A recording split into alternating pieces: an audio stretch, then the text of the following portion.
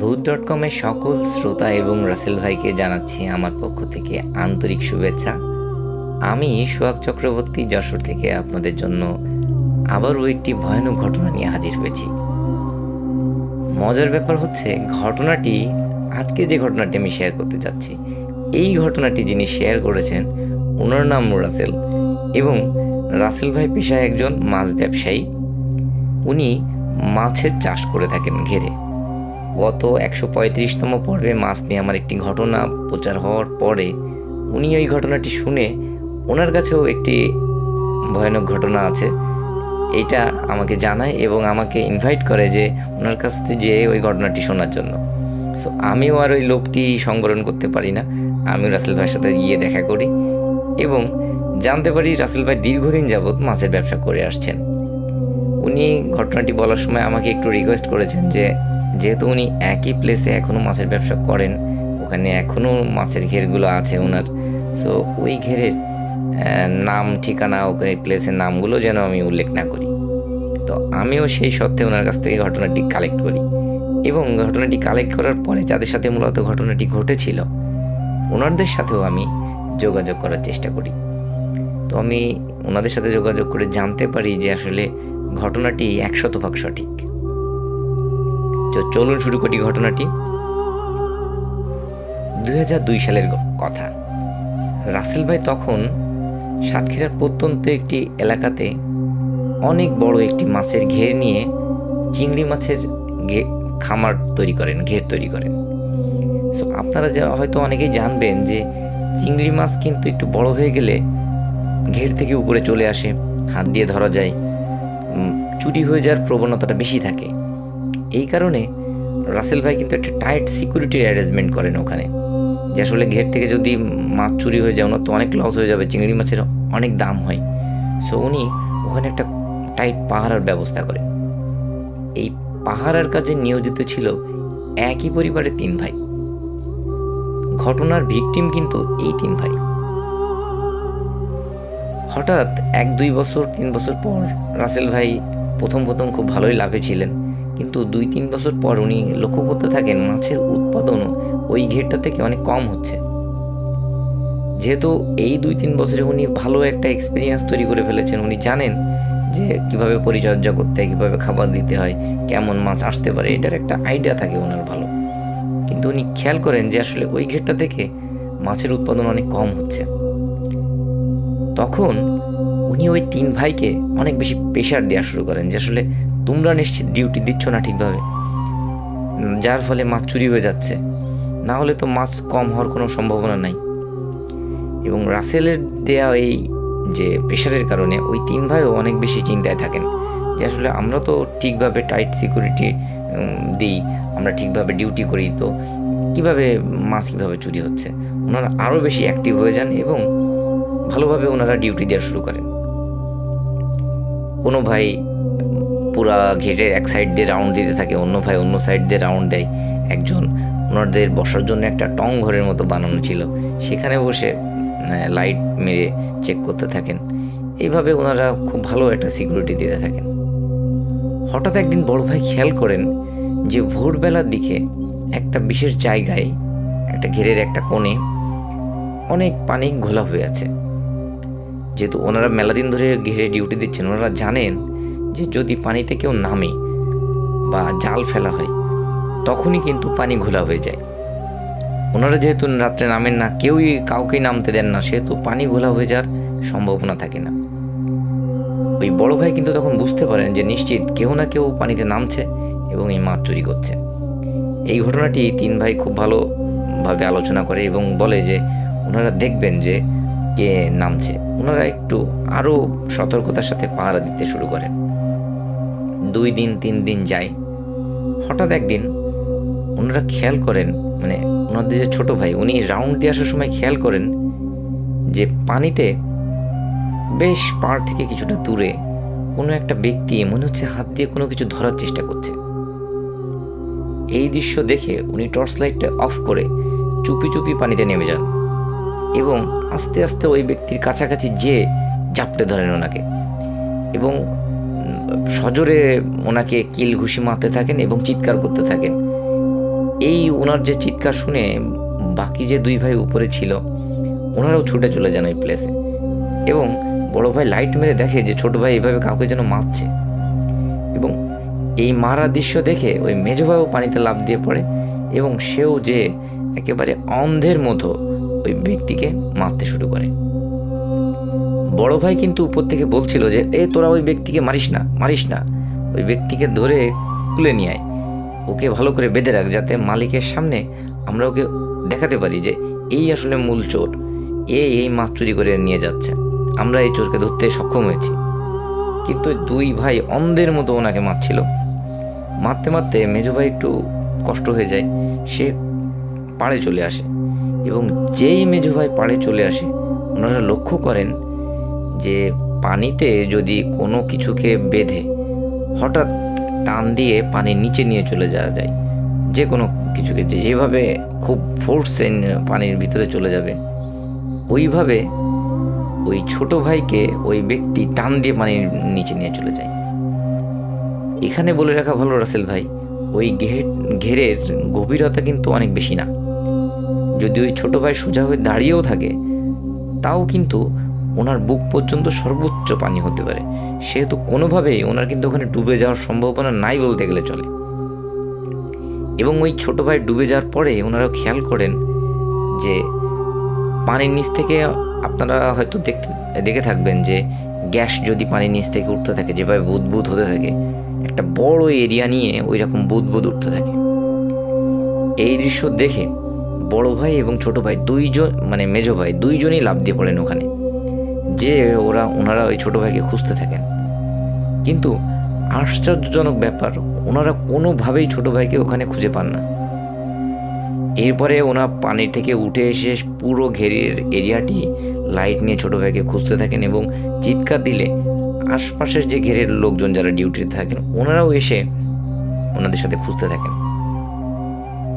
কিন্তু আশ্চর্যজনকভাবে সেই ভোরবেলার আগ পর্যন্ত ওনারা ওই ছোট ভাইকে পান না খুঁজে। এক পর্যায়ে ভোরের যখন আলো ফুটবে ওই সময় ওনারা খেয়াল করেন ঠিক সেম ওই প্লেসে, ওই একই জায়গায় পানির নিচ থেকে আবারও ওই রকম বুদবুদ উঠতে শুরু করেছে, এবং কেউ যেন ওনার ছোট ভাইকে একদম একটা ধাক্কা দিয়ে পানির উপরে ভাসিয়ে দিয়েছে। ওনারা লাফ দিয়ে পড়ে পানি থেকে ছোট ভাইকে উপরে তোলেন, এবং ততক্ষণে ওনারা দেখেন যে আসলে অনেক দেরি হয়ে গেছে, ভাই আর বেঁচে নেই। ওনারা হতভম্ব হয়ে যান যে আসলে কি হলো, এটা তো কোনোভাবে হওয়ার কথা না। এরপরে ওনার মা বাবা ওখানে চলে এসে কান্নাকাটি করতে থাকেন।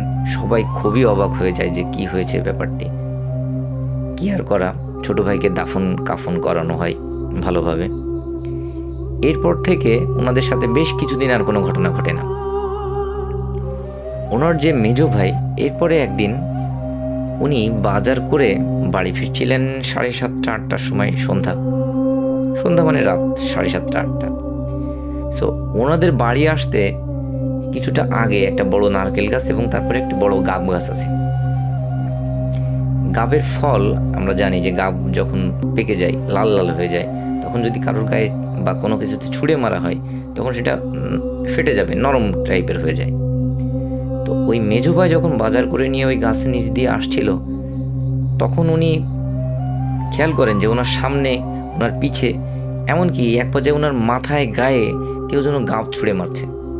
এই দৃশ্য দেখে উনি কিন্তু ব্যাপক আকারে রেগে যান যে আসলে কোনো শয়তান লোকজন এরকম কার্যক্রম করছে। উনি মারাত্মক ক্ষেপে যান। ওনার কাছে বড় একটি 5 ব্যাটারির লাইট থাকে। ওই লাইটটি উনি গাব গাছে মেরে ভালো করে চেক করেন যে আসলে এই কাজটি কে করছে। ওনার যেহেতু মাথাটাতে ব্যথা লেগেছে, উনি অনেক বেশি রেগে গেছে। আশ্চর্যজনক ব্যাপার, উনি যখন গাছে লাইট মেরে দেখে ওখানে কেউই নাই, কিন্তু তখনও কিন্তু অদৃশ্য থেকে মনে হচ্ছে কেউ গাব ওনার দিকে ছুঁড়ে মারছে। এই দৃশ্য দেখে উনি মারাত্মক আকারে ভয় পান এবং এক ছুটে উনি বাড়িতে চলে আসেন। বাড়িতে আসার পরে উনি কিন্তু ওনার বড় ভাইয়ের সাথে বা ওনার বাবা মার সাথে এই কথাগুলো উনি শেয়ার করেন না। এরপরে উনি যথারীতি খাওয়া দাওয়া করেন এবং ঘুমিয়ে পড়েন। রাত্রে 1টা-1:30টার দিকে, যেহেতু ওনাদের গ্রামের বাড়ি, ওনাদের বাড়ি থেকে টয়লেট একটু দূরে হয়, কাঁচা টয়লেট, পাতালতা দিয়ে ঘেরা। সো উনি টয়লেটে যাবেন, উনি লাইট নিয়ে টয়লেটে যান। টয়লেটের এরিয়াটা বেশ বড়। উনি যখন টয়লেটের মধ্যে ঢুকে উনি ব্যাপক আকারে ভয় পেয়ে যান। উনি দেখেন যে ঠিক ওনারা যেই রকম লোককে ওই ঘেরের মধ্যে মেরেছিল, সেম ওইরকম টাইপের একজন লোক ওখানে দাঁড়িয়ে। তার গায়ে মনে হচ্ছে একটা কালো চাদর দেয়া। যেই উনিও টয়লেটের মধ্যে ঢোকেন এবং ওই লোকটি ওই চাদর ওনার গায়ের উপরে ফেলে প্রচণ্ড মারা শুরু করেন ওনাকে, এবং ওনাকে তুলে তুলে মাটিতে আছাড় দিতে থাকেন। এক পর্যায়ে যখন উনি একেবারে নাজেহাল অবস্থা, উনি আর পারছিলেন না, সেরকম পর্যায়ে ওই কালো অবয়বটি বা ওই কালো অবয়বের মতো লোকটি ওনাকে ওই কাঁচা টয়লেটের মধ্যে ফেলে দেন। উনি যন্ত্রণায় যখন খুব জোরে উনি যখন পড়ে যান ওর মধ্যে আর কি, চিৎকার চেঁচামেচি যন্ত্রণায় কাতরাতে থাকেন, তখন কিন্তু ওই অবয়ব ওখান থেকে চলে যায় এবং ওনার কান্নার শব্দটি মানে উনি তখন জোরে কান্নাকাটি করতে পারেন। এর আগে পর্যন্ত কিন্তু উনি চিৎকার করার চেষ্টা করছিলেন, হালকা পাতলা চিৎকার করছিলেন, কিন্তু জোরে চিৎকার উনি করতে পারছিলেন না। কিন্তু যখন ওই অবয়বটি চলে যায় তখন উনি জোরে চিৎকার করতে পারেন, এবং ওনার চিৎকার শুনে ওনার বাসা থেকে ওনার মা, ভাই, বাবা সবাই বেরিয়ে আসেন এবং এসে দেখেন যে ওনাদের টয়লেটটি কিন্তু অনেক গভীর। ওই গভীর টয়লেটের মধ্যে উনি পড়ে আছেন এবং ওনার হাতে তখন ওই টর্চ লাইটটি জ্বলছে। ওনারা অনেক কষ্টে দড়ি টড়ি ফেলে ওই টয়লেটের মধ্য থেকে ওনাকে টেনে তোলেন উপরে। ওনার অবস্থা এতটাই খারাপ ছিল, উনি কথা বলার মতো কোনো পরিস্থিতিতে ছিলেন না। ওনাকে ভালো করে ওয়াশ করে ওনাকে ওনার বাবা কিছু পানি পড়া দেন, সেইগুলো খেয়ে উনি ঘরে নিয়ে যেয়ে ওনাকে শুইয়ে দেওয়া হয়। এরপরে যখন সকাল হওয়ার পরে ওনার সাথে আরও কিছু আজব ঘটনা ঘটতে থাকে। উনি পাগলের মতো প্রলাপ বকতে থাকেন, মাঝে মাঝে আবার ঠিক হয়ে যান। আবার যখন ঠিক হয়ে যান তখন উনি রক্তের মতো বমি করতে শুরু করেন। খুবই একটা ক্রিটিক্যাল সিচুয়েশন ওনার। এরপরে ডাক্তার ডেকে নিয়ে আসা হয় এবং ওনার ট্রিটমেন্ট করানো হয়। বাড়ির সবাই কিন্তু ধারণা করেছিলেন, যেহেতু ওনাদের একটা কাঁচা টয়লেট, ওই কাঁচা টয়লেটের মধ্যে উনি টয়লেট করতে যেই পড়ে গেছেন, এটা সবার ধারণা ছিল। কিন্তু উনি হঠাৎ এক সময় যখন ঠিক হয়ে যান তখন উনি পুরো ঘটনাটি বলেন। সবাই এই পুরো ঘটনাটি শুনে অনেক বেশি ভয় পেতে শুরু করেন এবং আশপাশের ওনাদের যে প্রতিবেশী ছিলেন তারা বলতে থাকেন যে আসলে ওই ঘেরের আশপাশে এক সময় পিশাচের উপদ্রব ছিল, যারা মানুষের বিভিন্ন রকম ক্ষতি করত, মানুষকে ভয় দেখাতো, বাচ্চাদের মেরে ফেলতো, এরকম বহু ঘটনা ঘটত। কিন্তু যখন এই মাছের ঘের করা হয় বা লোকালয় আস্তে আস্তে তৈরি হওয়া শুরু হয় তখন কিন্তু এই জিনিসগুলো অনেক কম হয়ে গেছে। সো এই সব কথা শোনার পরে ওনার বাড়ির লোকেরাও কিন্তু অনেক বেশি ভয় পাওয়া শুরু করেছিলেন। ওনারা একটা কবিরাজকে ডেকে আনেন এবং ওই কবিরাজকে ডেকে এনে কিছু পানি পড়া টড়া তাৎক্ষণিকভাবে দেন। কিন্তু আশ্চর্যজনকভাবে ওই মেজো ভাই সন্ধ্যা 6টা পর্যন্ত বেঁচে ছিলেন। এরপরে হঠাৎ করে উনি রক্ত বমি করতে করতেই মারা যান। বাড়িতে একটা শোকের মাতম তৈরি হয়ে যায়, সবাই অনেক বেশি কষ্ট পান, অনেক ভয়ের একটা পরিবেশও হয়ে যায় সাথে সাথে। এরপরে ওই মেজো ভাইকে দাফন কাফন করে দেওয়া হয়।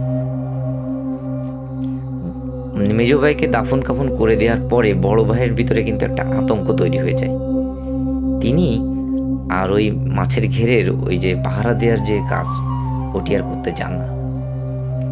উনি পার্শ্ববর্তী গ্রাম থেকে একটা ভালো কবিরাজ দেখিয়ে সেখান থেকে তাবিজ অনেক কিছু নিয়ে আসেন এবং উনি ওই বাড়ির যে ওনাদের জমি ছিল সেইগুলো চাষবাস করতে থাকেন। উনি আর ওই পেশায় ফিরে যান না। দীর্ঘ 1-1.5 মাস 2 মাস পার হয়ে যায়, ওনাদের সাথে আর কোনো ঘটনা ঘটে না। হঠাৎ একদিন ওই বড় ভাইয়ের যে স্ত্রী, উনি রাত্রে 11টা-12টার দিকে বাইরে বাথরুম করতে আসবেন।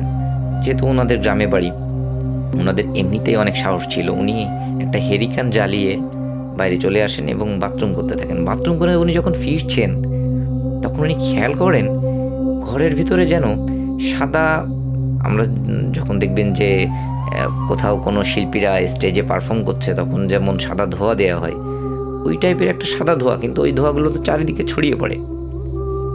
এই ধোঁয়া কিন্তু ওইভাবে ছড়িয়ে পড়ছে না, একটা নির্দিষ্ট শেপের মতো, পাতলা একটা নির্দিষ্ট শেপের মতো। সে একদম সুন্দর করে দরজার যে ফাঁকা ওইটা দিয়ে ঘরের মধ্যে চলে যাচ্ছে।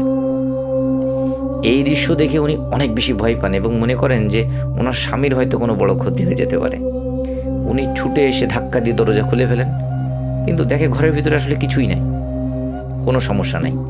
উনি হ্যারিকেনটা বেডের পাশে নিয়ে যে দেখেন যে ওনার স্বামী শুয়ে আছে, ঘরের মধ্যে কিছুই নাই, কোনো রকম খারাপ কোনো পরিবেশ না। উনি বেডের পাশে হ্যারিকেনটি জ্বালিয়ে রেখে উনি শুয়ে পড়েন পাশে। উনি কত সময় ঘুমিয়েছেন ঠিক জানেন না। হঠাৎ ওনার ঘুম ভেঙে যায় যে ঘরের বাইরে মনে হচ্ছে খুব ধাপাধাপি শব্দ হচ্ছে, মনে হচ্ছে কোনো ব্যক্তি প্রচুর প্রহর করছে, ধরে ধরে তুলে তুলে আছাড় মারছে। যেহেতু ওনাদের মাটির বাড়ি, ওনারা ওই ভাইব্রেশনটা ফিল করতে পারছিলেন বেডের উপর থেকে। ওনার মনে যেহেতু একটা আতঙ্ক কাজ করছিল, উনি আর কোনো কিছু খেয়াল না করেই দরজা খুলে বাইরে চলে যান এবং বাইরে চলে যেয়ে একটা দৃশ্য দেখে উনি আতঙ্কে চিৎকার দিয়ে উঠে সেন্সলেস হয়ে যান। ওনার চিৎকার শুনে ওনার মা বাবা, যারা আর কি বড় ভাইয়ের মা বাবা ছিল, তারাও চলে আসেন। তারাও ওই অদ্ভুত দৃশ্যটি এসে সবার সামনে দেখতে পান। ওনারা দেখেন যে কালো একটি অবয়ব, যার কোনো হাত নাই, পা নাই, চোখ নাই, মুখ নাই, কিচ্ছু নাই, সে ওই বড় ভাইকে তুলছে, আছাড় মারছে এবং হাত ধরে এক মাথা থেকে উঠানের অন্য মাথা টেনে নিয়ে যাচ্ছে, আবার অন্য মাথায় চেলে ফেলে দেওয়ার মতো দিচ্ছে। এই দৃশ্য দেখে ওনারা আরও জোরে চিৎকার করেন এবং ওনাদের চিৎকার শুনে ওনাদের প্রতিবেশীর 2-1 বাড়ি থেকে লোকজন হারিকেন নিয়ে চলে আসে ওদের বাড়িতে। যেই ওই সবাই চলে আসে আলো নিয়ে, তখন ওই অবয়ব আর ওখানে থাকে না, তখন সে চলে যায় ওখান থেকে। এরপরে ওই বড় ভাইকে ওখান থেকে উদ্ধার করা হয়, ওনাকে ঘরে নিয়ে এসে ভালো করে পরিষ্কার পরিচ্ছন্ন করে আবার বেডে শুইয়ে দেওয়া হয়। কিন্তু ওনার মুখ ডান দিকে বাঁকা হয়ে যায় এবং উনি ডান হাতে আর কোনো সেন্স থাকে না, উনি প্যারালাইজডের মতো হয়ে যান ডান হাত। এরপরে ওনারা আবার কবিরাজকে ডেকে নিয়ে আসেন এবং এক ডাক্তারকে নিয়ে আসেন। বড় ভাইয়ের ট্রিটমেন্ট চলে, কবিরাজও ট্রিটমেন্ট করতে থাকেন, কিন্তু ওনার প্রোগ্রেসটা খুব স্লোভাবে হয়। কবিরাজ অনেক কিছু শুনে, সকলের কথাবার্তা শুনে ওনাদের বাড়ি পরপর 3 দিন আসেন এবং ওই কবিরাজ সাথে করে একজন মৌলানাকে নিয়ে আসেন, যিনি 3য় দিন এসে ওনাদের বাড়ির চারিপাশে বোতলের মধ্যে কিছু একটা লিখে ভরে বাড়ির চারিপাশে পুঁতে দিয়ে যান। এরপর থেকে ওনাদের দ্বৈত ট্রিটমেন্টে উনি আস্তে আস্তে সুস্থ হতে থাকেন। কিন্তু সুস্থ হলেও উনি কিন্তু ওই এক পাশে খুঁড়িয়ে হাঁটেন, একটা হাত প্যারালাইজ থাকে এবং মুখ এক সাইডে বাঁকা হয়ে থাকে। উনি যখন একটু সুস্থ হয়ে যান, তখন সবাইকে ওই রাতের ঘটনাটি বর্ণনা করেন। উনি বলেন যে উনি হঠাৎ ঘরের মধ্যে ঘুমিয়েছিলেন, কোনো প্রবলেম না। হঠাৎ উনি খেয়াল করেন যে ঘরের তাপমাত্রা অনেক ঠান্ডা হয়ে যাচ্ছে, মনে হচ্ছে একটা শীতল বাতাস এসে ওনার গায়ের উপর দিয়ে চলে যাচ্ছে। এক পর্যায়ে এত বেশি ঠান্ডা লাগতে শুরু করে, উনি কাঁথা খোঁজার জন্য উঠে বসে উনি খেয়াল করেন যে ওনার সামনে বড় একটা শেপের কোনো মানুষের মতো কিছু একটা দাঁড়িয়ে আছে, যেটি সাদা, সেটি কিন্তু কালো না, সাদা। এবং সে এক টান দিয়ে হঠাৎ ওই বড় ভাইকে রুমের বাইরে নিয়ে যায় এবং বাইরে নিয়ে গিয়ে ওনাকে প্রচণ্ড প্রহার করা শুরু করেন, ওনাকে ধরে মাটিতে আছাড় মারেন।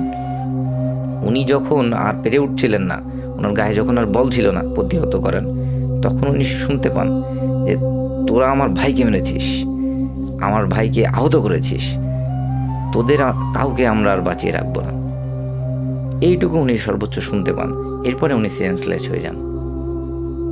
এই কথা শোনার পরে কবিরাজরা ওনাকে অনেক তাবিজ দেন, ওনাকে অনেক পারনি পড়া দেন, বাড়িগুলো বন্ধ করে দেন এবং ওনার সাথে একটা লাল কাপড়ের মধ্যে কিছু জিনিস লিখে ওনাকে বলেন যে ওনার মাজায় হোক বা গলায় হোক বা যে কোনো জায়গায় এই জিনিসটা লাল কাপড়ে এইভাবেই রাখার জন্য। যতদিন উনি এটা ঠিকভাবে রাখতে পারবেন, আশা করা যায় ওনার কোনো সমস্যা হবে না। ওই বড় ভাই রাসেল ভাই এখনও বেঁচে আছে। ওর পর থেকে ছোটোখাটো সমস্যা হলেও বড় তেমন কোনো সমস্যা হয়নি, কিন্তু উনি অতটা সুস্থভাবে আর চলাফেরা করতে পারেন না। উনি উপার্জনক্ষম অবস্থায়ও আর তেমন একটা নাই। উনি যখন ঘটনাটি আমার সাথে শেয়ার করছিলেন, উনি অঝরে কাঁদছিলেন যে উনি ওই ঘেরের ডিউটি দিতে যেয়ে 2 ভাইকে হারিয়েছেন, ওনার জীবনটা এত কঠিন হয়ে গেছে। সো এটি ছিল আমার ঘটনা রাসেল ভাই। যদি ঘটনাটি আপনাদের ভালো লেগে থাকে তাদের উদ্দেশ্যে ঘটনাটি শেয়ার করবেন এবং সবাই ভালো থাকবেন। Bhuth.com with Russell. Breathe. Hold your fear.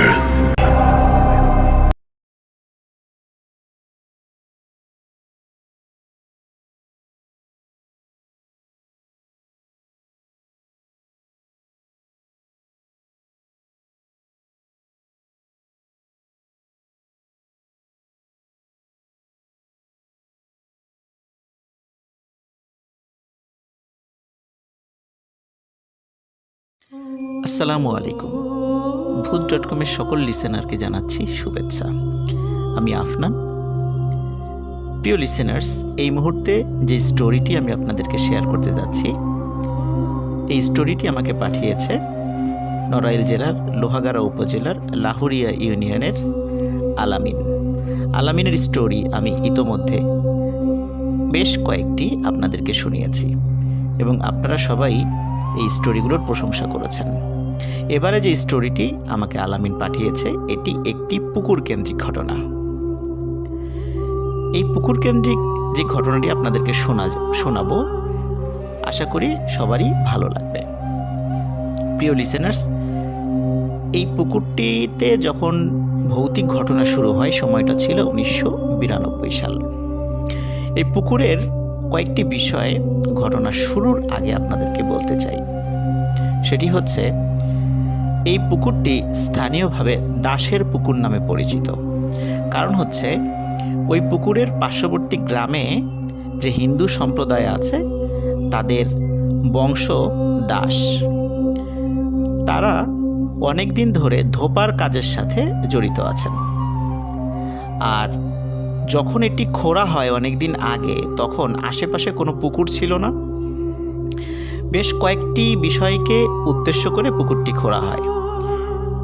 এটা যে শুধু হিন্দুরা খুঁড়েছে তা না, এখানে মুসলিমরাও এই পুকুর খোঁড়ার সাথে জড়িত ছিল। কারণ হচ্ছে, আশেপাশে পুকুর কম থাকা, গবাদি পশুর গোসল করানোর জন্য এবং নিজেদের গোসল করার জন্য পুকুরের প্রয়োজনীয়তা, ধোপা সম্প্রদায় যারা দাস যারা আছেন তাদের কাপড় ধোয়া, বিভিন্ন কারণে এই পুকুরটির প্রয়োজনীয়তা দেখা দেয়। আরও একটা প্রয়োজনীয়তা ছিল, সেটি হচ্ছে যখন হিন্দু সম্প্রদায়ের লোকদের বিভিন্ন পূজার সময়টা হতো, ওই পূজার যে মূর্তিগুলো, এই মূর্তিগুলো পূজার শেষে এই পুকুরে ডুবিয়ে ফেলা হতো।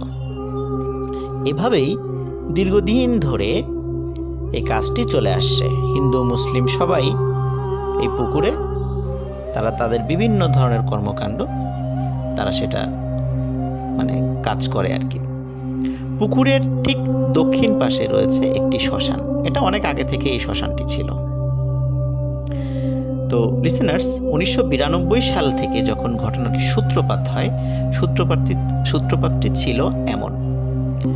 স্থানীয় একজন ব্যক্তি, উনি শখ করে একটি ঘোড়া কেনেন। ঘোড়া কেনার পর ঘোড়াটিকে গোসল করানোর জন্য উনি দিনের বেলা কোনো একটি সময়, এটা নির্দিষ্ট করে আসলে বলতে পারে নাই আমাকে, যে কোনো একটি সময়ে ওই ঘোড়াটিকে পুকুরে নামিয়ে আনেন। পুকুরে নামিয়ে আনার পর ঘোড়াটিকে যখন তিনি গোসল করাচ্ছিলেন, গোসল কিছুটা করানো হয়েছে, হঠাৎ ঘোড়াটি জোরে চিৎকার করে লাফ দিয়ে ওই পুকুর থেকে বের হয়ে যায় এবং উপরে চলে যায় এবং ছুটতে ছুটতে মালিকের বাড়িতে চলে যায়। মালিক পেছন থেকে ঘোড়ার পিছনে দৌড়াতে থাকে। উনি বুঝতে পারছিলেন না হঠাৎ করে কেন ঘোড়াটি গোসল অর্ধেক করানোর পর লাফ দিয়ে উঠে গেল। উনি বিষয়টি আসলে স্বাভাবিকভাবেই নিয়েছেন হতে পারে যে ঘোড়াটির ভালো লাগছিল না, এই জন্য উঠে চলে গেছে। এর পরের দিন ঘটে প্রায় একই ধরনের ঘটনা। যেহেতু ওই পুকুরে অনেকেই তাদের গবাদি পশু গোসল করাতেন, স্পেশাল করে গরু। একদিন একজন ব্যক্তি, মানে ঠিক পরের দিনই আর কি, তার দুটো গরু গোসল করানোর জন্য পুকুরে নামানোর সাথে সাথে গরু দুটি ভয়ঙ্করভাবে চিৎকার করতে করতে পুকুর থেকে উঠে দৌড় দিয়ে চলে যায়। এমন মনে হচ্ছিল যে পানিতে নামার পর হঠাৎ এমন কোনো গরম, মানে মনে হচ্ছে যে ওদেরকে গরম কোনো তেলের মধ্যে ছেড়ে দেওয়া হয়েছে, এমনভাবে ছটফট করতে করতে উঠে দৌড় দেয়। আসলে এতদিন ধরে পুকুরে গোসল করানো হচ্ছে গরু, ছাগল, বিভিন্ন গবাদি পশু, কখনোই কিন্তু এই ধরনের ঘটনা ঘটেনি। তাহলে হঠাৎ করে কেন এই সমস্যার সৃষ্টি হচ্ছে? এভাবে প্রতিদিনই যেই কোনো গরু ছাগল নামাতো, সাথে সাথে এই ধরনের ঘটনা ঘটতো। গরু ছাগলগুলো এরপর থেকে কোনোভাবেই তাদেরকে দড়ি ধরে টেনে কোনোভাবেই পুকুরে নামানো যেত না। আসলে বোবা প্রাণী, ওরা তো আর বলতে পারে না যে আসলে ওদের সাথে কি হয়েছে, কিন্তু মানুষ সেভাবে বুঝতে পারছিল না যে কেন গরু ছাগলগুলো পুকুরে নামতে চাচ্ছে না, বা নামলেও এই ধরনের অস্বাভাবিক আচরণ কেন করছে। এর মধ্যে ঘটে যায় আরও একটি ঘটনা। গ্রামের হিন্দু পাড়ার, মানে ওই দাস পাড়ার ছোট্ট একটি মেয়ে, 5 থেকে 7 বছর বয়স, নাম হচ্ছে নূপুর। প্রতিদিনের মতো দুপুরবেলা নূপুর তার বন্ধু বান্ধবদের সাথে গোসল করতে আসতো। বাচ্চাদের একটা গ্রুপ ছিল, তারা প্রতিদিন একসাথে গোসল করতে আসতো, বা গোসল করে একসাথে আবার বাড়িতে চলে যেত। এই নূপুর তার বন্ধু বান্ধবদের সাথে গোসল করতে আসে এবং গোসলের পরে সে আর বাড়িতে ফিরে যায় না। এখন বাড়ির লোকজন যখন দুপুর গড়িয়ে বিকাল হয়ে যায়, তখন নূপুরকে খুঁজতে বের হয়। নূপুর যাদের সাথে রেগুলার পুকুরে যায়, তাদের বাড়িতে যায়। তারা সবাই বলে, হ্যাঁ, নূপুর তো আমাদের সাথে গোসল করছিল, কিন্তু সে কি উঠে এসেছে কিনা এটা তো আমরা খেয়াল করি নাই। চতুর্দিকে খোঁজা হয়, পুকুরে সবাই নামে, জাল ফেলা হয়। এখানে বলে রাখা ভালো, পুকুরটি কিন্তু অনেক গভীর, এবং যত খরাই হোক না কেন ওই পুকুরে এত পরিমাণ পানি থাকে যে মোটামুটি 2 জন মানুষ অনায়াসে তলিয়ে যাবে সেখানে, এখনো পর্যন্ত। তো যাই হোক, নূপুরকে খুঁজে পাওয়া যাচ্ছিল না। পুকুরে জাল ফেলা হয়, ডুবুরি নামানো হয়, তারপরেও খুঁজে পাওয়া যাচ্ছে না। এভাবে 2 দিন পার হয়ে যায়, নূপুরকে আর খুঁজে পাওয়া যায় না। 2 দিন পর সকালবেলা নূপুরকে পাওয়া যায়। নূপুরকে পাওয়া যায় ঠিক পুকুরের দক্ষিণ পাশে যে শ্মশান ঘাটটি রয়েছে, এই শ্মশানের ঠিক যেই জায়গাটিতে মানুষকে পোড়ানো হতো, ঠিক সেই জায়গার পাশে নূপুরের ডেড বডি পাওয়া যায়। সবাই বলে, পুকুরে যদি মারা গিয়ে থাকে তাহলে তার ডেড বডি তো পুকুরে ভেসে ওঠার কথা, সেটা তো শ্মশানের পাশে পাওয়ার কথা নয়। লাশটা কিভাবে ওইখানে গেল, সবার ছিল সেই প্রশ্ন। সবাই সেই বিষয় নিয়ে বিশ্লেষণ করতে থাকে, কিন্তু এর কোনো ব্যাখ্যা খুঁজে পায় না। এই ঘটনার 5 থেকে 7 দিন পরে আরেকটি ঘটনা ঘটে। গোসল করতে নেমে আরেকটি বাচ্চা নিখোঁজ হয়ে যায়। তাকেও কোথাও পাওয়া যাচ্ছিল না।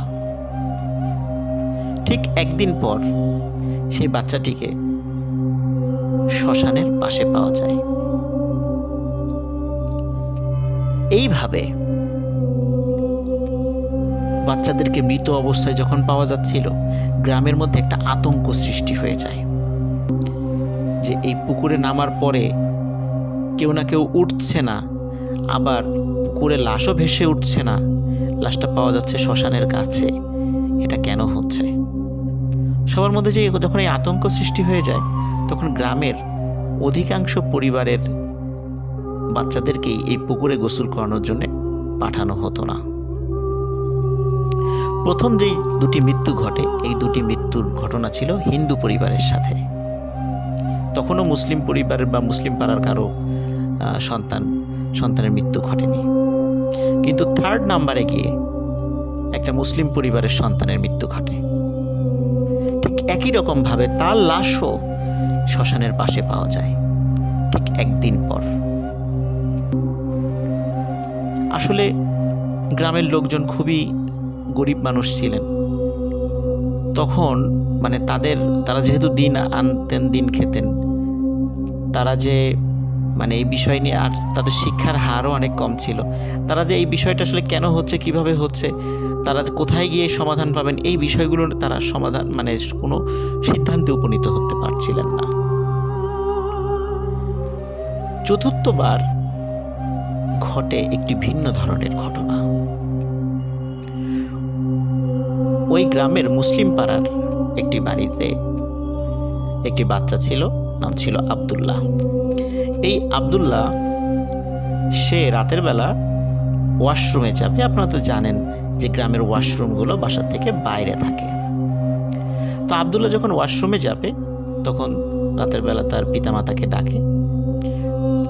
ওনারা দুইজন গভীর ঘুমে ছিলেন।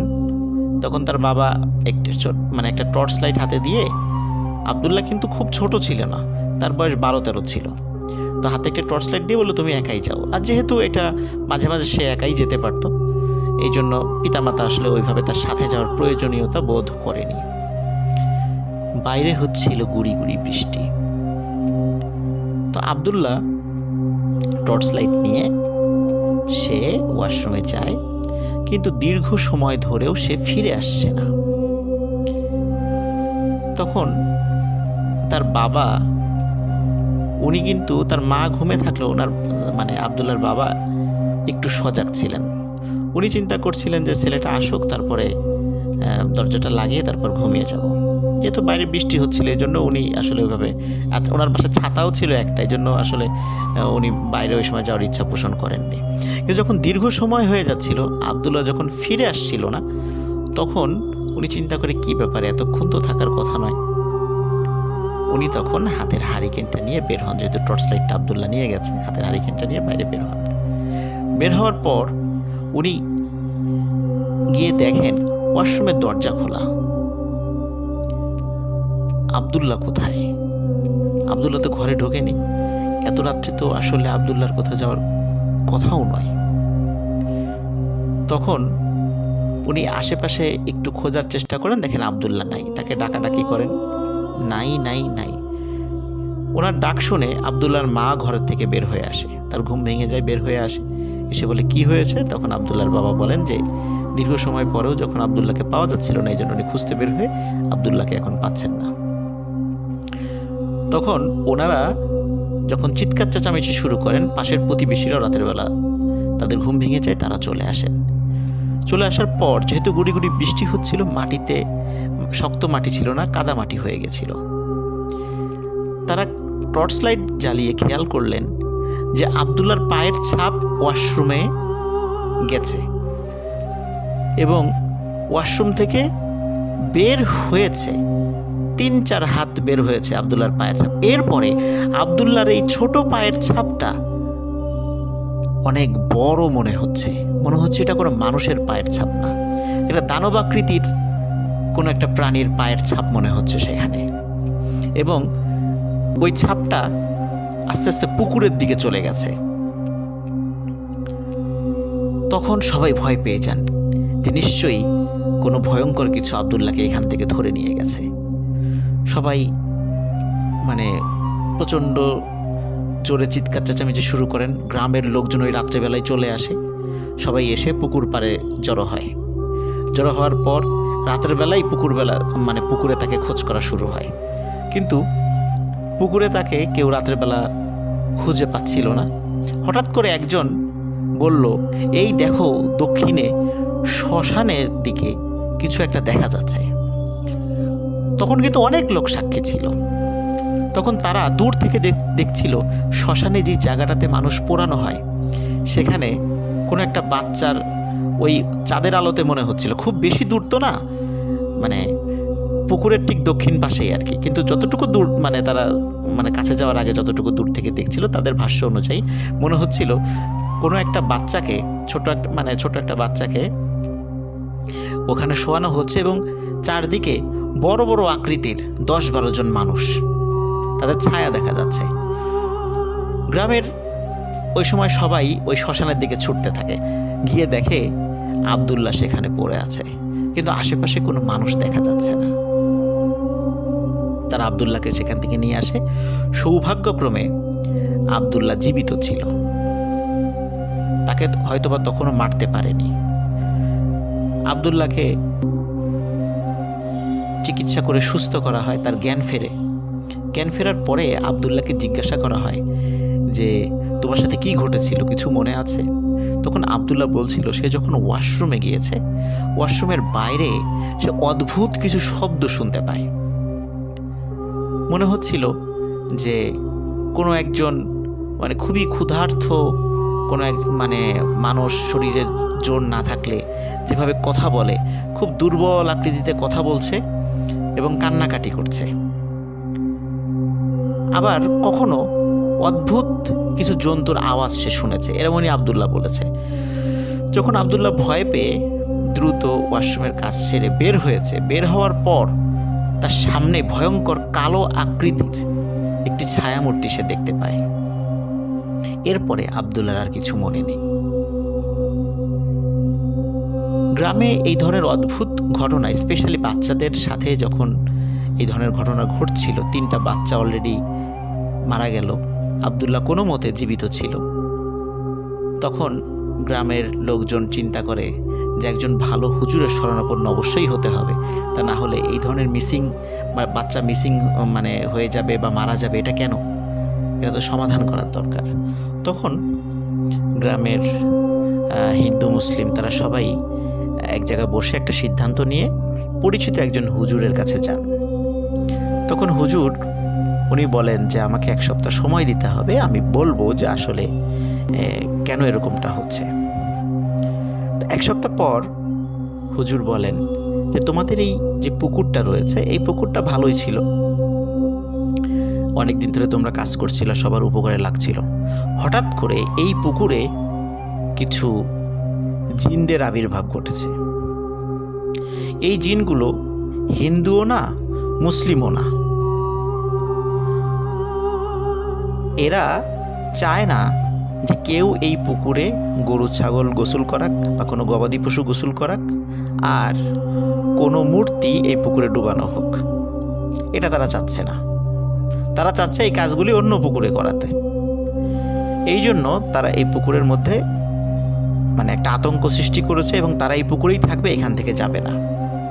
এবং হঠাৎ করেই তারা এখানে এসে আস্তানা গেড়েছে। উনি যখন এই বিষয়টি বলেন, ওই সময় ওনার সামনে যে হিন্দু মুসলিমরা ছিলেন তারা সবাই বিষয়টা বিশ্বাস করে এবং মেনে নেয়। সমস্যা হলো যখন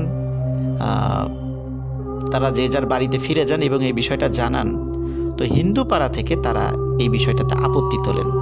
কারণ হিন্দুরা বলতে থাকেন যেহেতু একজন মুসলিম ইমাম সাহেবের বিষয়টা বলেছে, উনি হয়তোবা চাচ্ছেন না যে হিন্দুরা এখানে থাকুক, তারা এখান থেকে চলে যাক যাতে করে মুসলমানরা হিন্দুদের জায়গা দখল করতে পারে। এই ধরনের একটা সমালোচনা হিন্দু পাড়ায় ছড়িয়ে পড়ে এবং তারা বলে যে এইটা আসলে উদ্দেশ্য প্রণোদিত, এটা মুসলমানরা ইচ্ছা করে এটা করেছে, এটা উদ্দেশ্য প্রণোদিত, আমরা এটা মানি না। তখন এই হিন্দুরা কি করে, ওনারা আবার বেশ কয়েকজন মিলে ওনাদের ধর্মের একজন তান্ত্রিকের কাছে যান।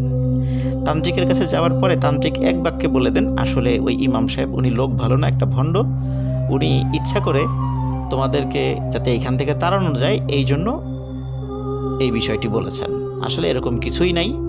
কিন্তু ওর মধ্যে থাকা বেশ কয়েকজন যারা একটু বুঝমান আছেন তারা বলে, তাহলে কিছুই যদি না থাকে তাহলে কেন মিসিং হচ্ছে? আর শুধু তো হিন্দু বাচ্চাদের সাথে যে বিষয়টা ঘটেছে এমনটা নয়, এটা তো মুসলমানদের সাথে সবার সাথে এটা ঘটছে, কেন এমনটা হয় আর কি। তখন ওই তান্ত্রিক বলে, তাহলে আমাকে ওই পুকুরের পাশে একটু সাধনায় বসতে হবে, তার জন্য কিছু জিনিস তোমাদেরকে আনতে হবে। বলে কি জিনিস? বলে একটা জিনিস তুমি মানে অবশ্যই লাগবে, সেটা হচ্ছে একজন হিন্দু বিধবা নারী,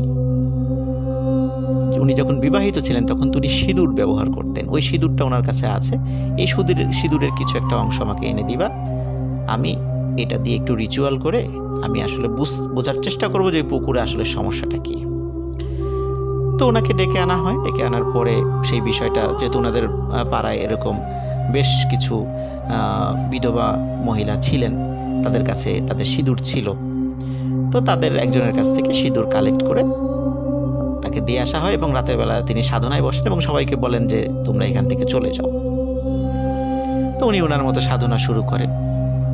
সকালবেলা যখন ওনারা ওই তান্ত্রিকের কাছে যান তখন দেখেন যে তান্ত্রিকের শরীর বা ডেড বডি পুকুরে ভাসছে এবং তান্ত্রিকের চোখ দুটি খুব বড় বড় করে খোলা, মানে মনে হচ্ছিল উনি মৃত্যুর আগে খুব ভয়ঙ্কর কিছু দেখে ভয় পেয়েছেন।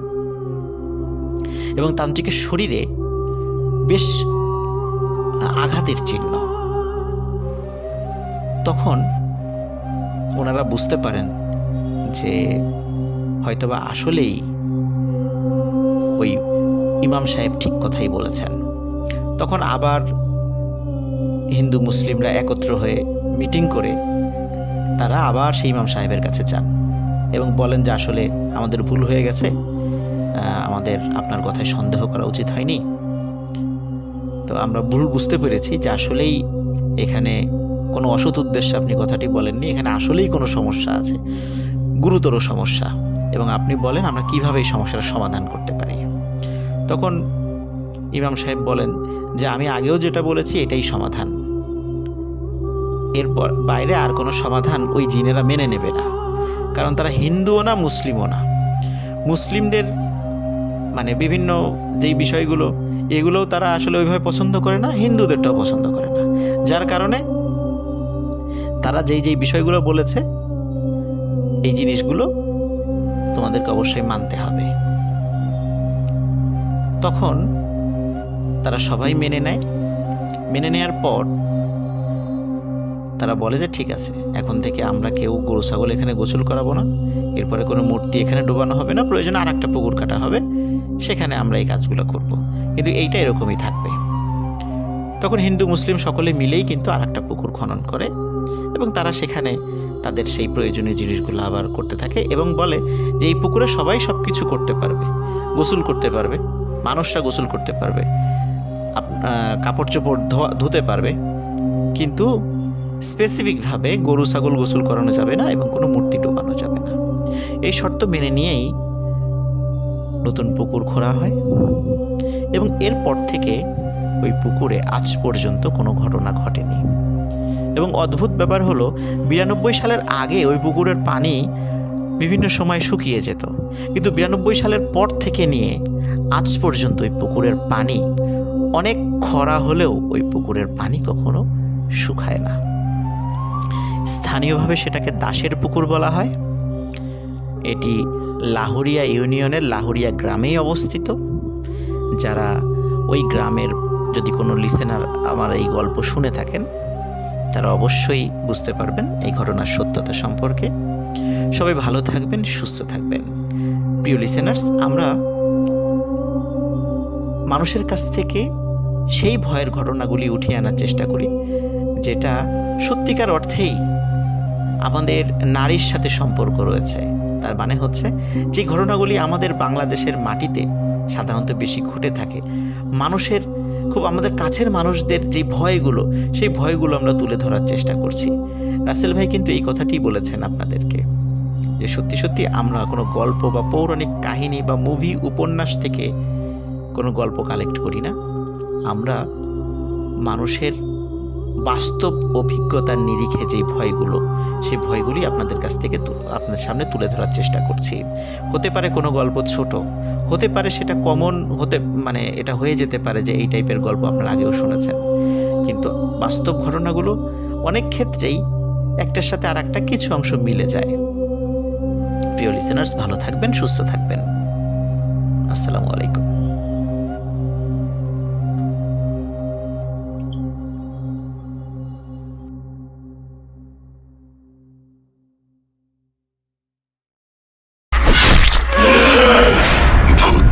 Bhoot.com with Russell. Breathe. Hold your fear. Hello, আসসালামু আলাইকুম লিসেনার্স, আমার নাম রাকিবুল হাসান রাকিব। আমি ভূত.com-এর একজন মডারেটর। আমি আপনাদের সাথে আজকে যে গল্পটি শেয়ার করব, এটি বদরগঞ্জ থানার শ্যামপুর গ্রামের একটি ঘটনা। ঘটনাটি আমার এক বন্ধুর মামার সাথে ঘটে যাওয়া একটি গল্প। ঘটনাটি আজ থেকে 30-35 বছর আগের ঘটনা। আমার বন্ধু যেভাবে গল্পটি বলেছে আমাকে, আমি সেইভাবে আপনাদের কাছে গল্পটি শেয়ার করছি। আমার বন্ধুর মামার নাম আবির। আবির সাহেব যেদিন জন্মগ্রহণ করেন, ওই দিন থেকে ওনার সাথে একটি পরী বা মেয়ে জিন নজরে পড়ে যায়। সময়টা ছিল শীতকাল। আবির সাহেব যেদিন জন্মগ্রহণ করেন, ওই দিন শুধু আবির সাহেবের পরিবারের লোকজন নয়, পুরো গ্রামবাসী আনন্দে আত্মহারা হয়ে যায়। কারণ আবির সাহেব দেখতে অনেক সুন্দর ছিল। পুরো গ্রামে এত সুন্দর বাচ্চা দ্বিতীয় কেউ ছিল না। তার উপর 5টি মেয়ের বাচ্চার পর আবির সাহেব হচ্ছে একমাত্র ছেলে সন্তান। এত সুন্দর হওয়ার কাল হয়ে গেল আবির সাহেবের জন্য। পুরো গ্রাম ভেঙে পড়ে আবিরকে দেখার জন্য। এত লোকের চাপে রুমের লোকজন ভিড়ের জন্য সন্ধ্যায় একটু আগে আবিরকে বের করা হয় বাড়ির উঠোনে। লোকজন দেখতে দেখতে একসময় সন্ধ্যা হয়ে যায়। ঘটনার সূচনা শুরু হয় ওই দিন রাত থেকে। মাঝরাতে হঠাৎ এক সময় বাচ্চার কান্নার শব্দ শোনা যায়। আবিরের মা বাচ্চার কান্নার শব্দ শুনে ঘুম থেকে উঠে দেখেন আবির সাহেব শূন্যে ভেসে আছেন আর আস্তে আস্তে দরজার দিকে চলে যাচ্ছে। এটা দেখে আবিরের মা ভয় পেয়ে চিৎকার করলে বাচ্চাটি মাটিতে পড়ে যায়। এই ঘটনার পর ভোরবেলা একজন কবিরাজকে ডেকে আনা হয়। কবিরাজ এসে যেটা বলে যে গতকালকে যখন সন্ধ্যার দিকে আবির সাহেবকে বাড়ির উঠোনে নিয়ে আসা হয়, তখন একটা পরী আবির সাহেবকে অনেক পছন্দ করে এবং ওই পরীটি নিয়ে যাওয়ার জন্য আবির সাহেবকে এই মধ্যরাতে এসেছিল। এরপর কবিরাজ সাহেব কিছু তাবিজ আর রুম বন্ধ করে দেয়। তারপর থেকে আর কোনো ধরনের সমস্যা হয় না। তবে এর কয়েক বছর কেটে যায়, কোনো ধরনের সমস্যা না হওয়ার পর হঠাৎ তার কিছু বছর পর আবার নতুন এক সমস্যার সৃষ্টি হয়। আবিরের বয়স যখন 14 বছর, একদিন আবির দুপুরবেলা 2-3 জন বন্ধু নিয়ে মাছ ধরতে যায়। ওই সময় আবিরের বন্ধুরা লক্ষ্য করলো আবির সাহেব কার সাথে যেন কথা বলছে একা একা। ব্যাপারটি আবিরের বন্ধুরা যখন আবিরের বাবা মাকে জানায়, ব্যাপারটি জানানোর পর আবির সাহেব বলেন যে উনি একটি মেয়ের সাথে কথা বলেন এবং ওই মেয়েটিকে উনি ছাড়া কেউ দেখতে পারে না। ব্যাপারটি জানার পরে আবার কবিরাজকে ডাকানো হয়। কবিরাজ আসলে আবির সাহেবকে কিছু তাবিজ দিয়ে এইগুলো ইউজ করতে বলে এবং আবির সাহেবকে বলে আপনি কোনোভাবে এই তাবিজগুলো কখনো খুলে রাখবেন না। তবে রাসেল ভাই, এখানে ইন্টারেস্টিং ব্যাপার হচ্ছে আবির সাহেব ওই পরীটিকে বা ওই মেয়ে জিনটিকে উনি পছন্দ করে ফেলে। তাই তিনি তার শরীরে সব তাবিজ খুলে ফেলে। এতে পরিবারের লোকজন রাগ করলেও আবির সাহেব মাথায় নেয় না। এইভাবে দিন চলতে থাকে রাসেল ভাই। আবিরের বয়স যখন 20 বছর হয়, তখন উনি ওনার রুমে কাউকে আর প্রবেশ করতে দেয় না। আর ওনার রুম থেকে রাসেল ভাই সবসময় একটা সুন্দর একটা সুগন্ধি সবসময় আসতো। তো যখন পরিবারের লোকজন অনেক বোঝানোর পরও আবির সাহেব কোনোভাবেই উনি কোনো তাবিজ বা অন্য কোনো কিছু নিচ্ছে না, যে কারণ উনি সবসময় চায় যে ওই মেয়ে জিনটা বা ওই পরীটা ওনার সাথে যোগাযোগ করুক। তখন পরিবারের লোকজন সিদ্ধান্ত নয় যে আবিরকে বিয়ে দেবে। বাট এই বিয়ে দেওয়ার সিদ্ধান্ত নিয়েও রাসেল ভাই সবচেয়ে একটা বড় সমস্যা হয়ে যায়। যখন রাসেল ভাই মেয়ের পক্ষ থেকে আবির সাহেবকে কেউ দেখতে আসে, রাস্তায় স্যার ওদের মধ্যে একটা সমস্যা হয়ে যায়। যারাই রাসেল ভাই মেয়ে দেখতে আসে, দেখা যায় যে কোনো না কোনো একটা রাস্তার মধ্যে একটা বড় ধরনের সমস্যা হয়। সমস্যার জন্য ওরা আর হচ্ছে আবির সাহেবের বাসা পর্যন্ত আসতে পারে না, ওরা হচ্ছে ব্যাক করে যায়। এক সময় গ্রামের লোকজন জানাজানি হলে পরে কোনো আর পাত্রীপক্ষ থেকে আবিরের বিয়ের প্রস্তাব নিয়ে আসে না। আবির সাহেব কোনো কাজ করতেন না, বাড়ির কারোর সাথে কথাও বলতেন না। খাবারের সময় উনি খাবার নিয়ে ঘরে চলে যেত আর সব সময় রুমের দরজা বন্ধ করে রাখতো। তো রাসেল ভাই একদিন আবির সাহেব নামাজ পড়তে যায়। তো উনি ভুলক্রমে ওনার রুমের হচ্ছে দরজা তালা দিতে উনি ভুলে যায়। উনি নামাজ পড়তে যখন যায় তখন ওনার মা চুপ করে ওনার রুমে প্রবেশ করে। ওনার রুমে প্রবেশ করে সবচেয়ে একটা জিনিস দেখে যেটা সবচেয়ে মানে ওনার মা হচ্ছে অবাক হয়ে যায়, সেটা হচ্ছে যে ওনার রুমে একটা ছবি টাঙানো, যে ছবিটা রাসেল ভাই আমাদের যেরকম আগে আমরা ছবি যখন তুলতাম একটা নেগেটিভ ছবি বের হইতো সাদা কালো কালারের, অনেকটা হচ্ছে ব্ল্যাক শ্যাডোর মতো, ওরকম ব্ল্যাক শ্যাডোর দুইটা ছবি। জাস্ট বোঝা যাচ্ছে যে একজন পুরুষ একজন মহিলা, বাট পুরুষটা কে বা মহিলাটা কে এটা কোনোভাবে বোঝা যাচ্ছে না। আরও আশ্চর্য ব্যাপার হচ্ছে পুরো রুমে রাসেল ভাই হচ্ছে বিভিন্ন ধরনের গাছের পাতা, ফুল, এইসব দিয়ে হচ্ছে পুরো রুমটা ভর্তি, এবং ওই রুমের মধ্যে অনেক সুন্দর একটা হচ্ছে মানে গন্ধ সবসময় হচ্ছে ওনার মা পাচ্ছে। তো ওনার ছেলে নামাজ পড়তে আসবে থেকে বাসায় আসবে দেখে উনি তাড়াহুড়ো করে রুম থেকে বের হয়ে যায়। তো ওনার ছেলে যখন নামাজ পড়ে বাসায় আসে, বাসায় ঢুকে উনি ওনার রুমে ঢুকে 2 মিনিটের মধ্যে রাসেল ভাই হচ্ছে মানে রাগ হয়ে রুম থেকে বের হয়ে বলে যে হ্যাঁ আমার রুমে হচ্ছে মা আপনি কেন ঢুকছিলেন, আমি মানা করছিলাম, আমি তালা দিতে ভুলে গেছি, এই জন্য আপনি কেন রুমের মধ্যে ঢুকবেন। এখানে রাসেল ভাই উনি যে রুমে বাসায় আসার পর ওনাকে কিন্তু কেউ বলেও নি যে এরকম ওনার রুমে কেউ ঢুকেছিল, এবং উনি কেউ দেখেও নি যে ওনার মা যে ওনার রুমে ঢুকেছিল। বাট উনি কিভাবে জানলো এটাও আসলে ওনার পরিবারের লোকজন অনেক মানে অবাক হয়ে যায়। তারপর রাসেল ভাই হচ্ছে আবির সাহেব বলেন যে এরকম আমাকে বিয়ে দেওয়া বা অন্য কিছু করার জন্য কেউ চেষ্টা করিও না, আমার অলরেডি বিয়ে হয়ে গেছে, আমার বাচ্চা আছে, আমার সন্তান আছে, এবং আমার একটা পরিবার আছে। তো আমার বিয়ে শাদী নিয়ে তোমরা কোনো কিছু মাথা ঘামাইও না, আমার বিয়ে শাদী হয়ে গেছে এবং আমি এইভাবে থাকতে চাই। তো রাসেল ভাই মাঝে মাঝে হচ্ছে আবির সাহেবের রুম থেকে বাচ্চার কান্নার শব্দ, কোনো মহিলা মানুষের শব্দ, বা অনেক সময় মনে হয় যে অনেক লোকজন ওনার রুমে এসেছে, ওরা কথাবার্তা বলতেছে, এরকম পরিবারের লোকজন সবাই হচ্ছে মাঝে মাঝে দেখে বা শোনে। এসব মানে করতে করতে এক সময় দেখা যাচ্ছে যে একদিন অনেক চিল্লাচিল্লি হয় আবির সাহেবের রুমের মধ্যে, অনেক চিল্লাচিল্লি। তো যেহেতু আবির সাহেবের রুমে আবির সাহেব আগে বলে দিয়েছেন যে আমার রুমে যাই হয়ে যাক না কেন কেউ কখনো আমাকে ডাকবে না বা আমার রুমে আসবে না, তো ওই জন্য কেউ ভয়ে বা কেউ কোনো কিছু বলেনি। তো পরের দিন রাসেল ভাই যেটা হয় যে আবির সাহেব প্রায় দুপুর হয়ে যায়, উনি দরজা খোলে না। তো এই জন্য পরিবারের লোকজন যখন ডাকাডাকি করে যে উনি কোনোভাবে দরজা খুলছে না, তখন রাসেল ভাই আসলে দরজা ভেঙে যখন ভিতরে ঢোকা হয় দেখা যায় যে আবির সাহেব মারা গেছেন। তো উনি আসলে রাসেল ভাই কীভাবে মারা গেছে বা কীভাবে গেছে এটা আসলে কোনোভাবেই জানা যায়নি।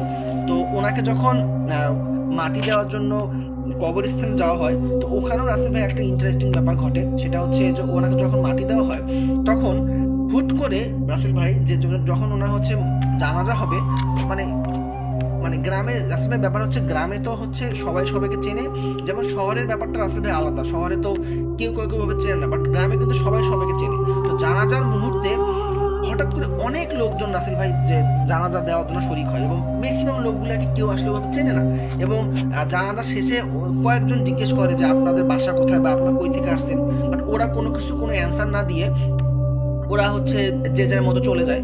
তো রাসেল ভাই আরও একটাতে সমস্যা হয় যে ওনাকে মাটি দেওয়ার পর ওনাকে হচ্ছে ওনার প্রথম দিন ওনার কবর থেকে ওনাকে হচ্ছে মানে ওনার লাশটা, এখন এটা রাসেল ভাই চুরিও হইতে পারে বা একটা অলৌকিক কোনো ঘটনাও হইতে পারে যে ওনার লাশটা নেওয়ার জন্য কয়েকজন অনেক ট্রাই করে, বাট যখন হচ্ছে এলাকার লোকজন বুঝে যায় তখন হচ্ছে ওনার ওই কবরটাকে অনেক প্রোটেক্ট করার চেষ্টা করে, এবং মোটামুটি প্রায় 1 মাসের উপরে ওনার কবরটাকে প্রোটেক্ট দিয়েছে গ্রামের লোকজন। কারণ যখনই হচ্ছে কেউ কবর থেকে সাইডে কোথাও চলে যায় তখনই ওনার কবর থেকে ওনার লাশটা নেওয়ার জন্য কেউ একজন চেষ্টা করে। তো এই ছিল রাসেল ভাই আমার ঘটনা। সবাই ভালো থাকবেন, ধন্যবাদ।